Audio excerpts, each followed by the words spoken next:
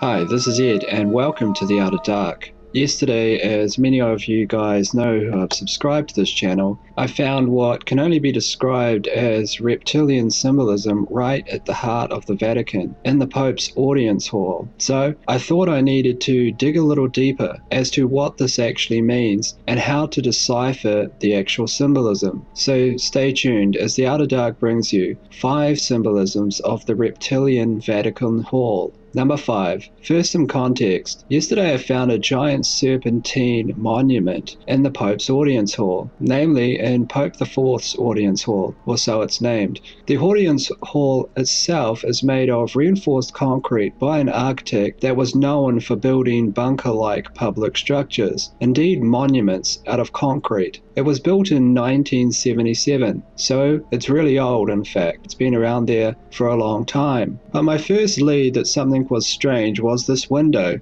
and I said, that looks like an eye. It looks like a serpent's eye. So I dug a little deeper, and when I saw the audience hall from the back, where the back audience was seated, it really did take my breath away, since what was revealed was this right here. That is a giant, massive reptilian face shaped into the direct architecture. Everything from the slits in the eyes to the scales to the fangs, there was no mistake about it. But what's behind this hinted symbolism, and what can we see or glean if we dig deeper? Well, number 4, look at where the Pope is seated. We see him here from the back of the hall, that is in fact seated in the mouth of the serpent or reptilian. In the very mouth. This is symbolic of the Pope being the voice of the serpent, in fact speaking the serpent's words to the audience. This might well shake your faith, that is if you're a Catholic, which I was. I actually went to Catholic school myself and was an altar boy. But here you can see it in plain view. Clear symbolism, clear evidence that something here is extremely wrong. This image hasn't been photoshopped. This is real. This is built right into the architecture that was designed by those within the Pope's inner sanctum. But there is more symbolism. For this, though, we have to go outside. Number 3. Do you see anything strange here? You're looking at the hall itself. Do you see anything weird? Well, if you look carefully, it looks like the head of a giant snake. Can you see it now? In fact, it's almost unmistakable. You can see the snake's muzzle at the front and you can see its eye. It just looks like a snake. To me, this is yet more connective symbolism that what's going on inside matches the outside. Because since here we can see serpentine architecture with ease. Number 2, let's head back inside and look at what the Pope himself sees. If the Pope is seated where he is, what does he see?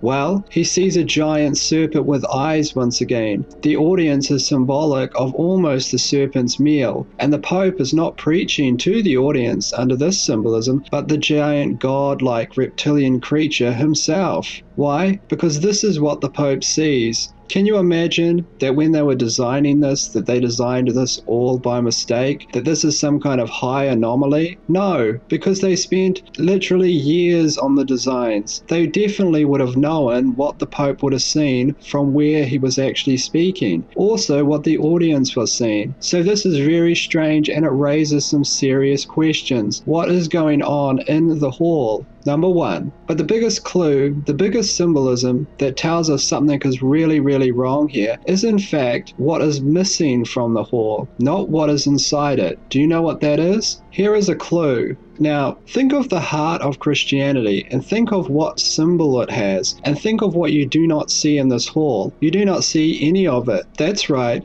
There is no Christian cross. There is no cross in the entire building, at least no large statue, wall hanging, or anything. There's no other real Christian symbolism either. There's no Virgin Mary, there's no Joseph the carpenter. There is indeed nothing anywhere. All of these symbols are missing. But you might say, what about that 10-ton bronze statue that's seated behind the Pope, where, as the Vatican states, Christ is being resurrected from a nuclear apocalypse or a nuclear bomb? To which I would say, this, I believe, is a direct corruption of symbolism. That is, they've taken the former Catholic symbolism symbolism of Jesus Christ, and they've displayed it in a corrupted manner, therefore corrupting its meaning. This is just not the way that you display Jesus Christ in any kind of Christianic religious order. You don't display Jesus Christ with massive wings on his back, rising up from an atomic apocalypse. You just don't do this. Look at representations of Christ from the past, just to compare. Take a look.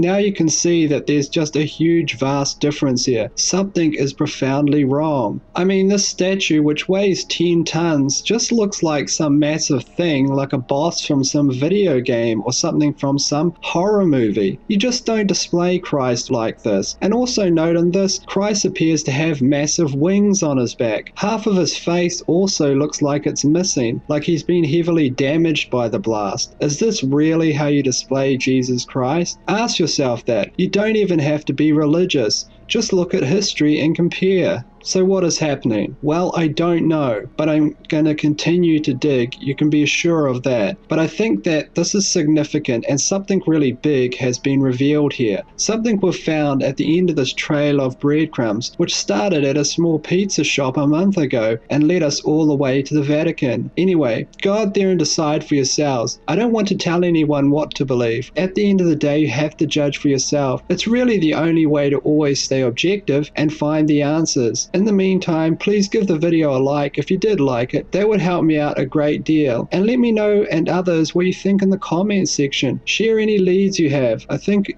right now, at a time like this, it's important to stay informed and crowdsource our ideas. In the meantime, this is Ed from the Outer Dark, and until next time, guys, I'll see you later.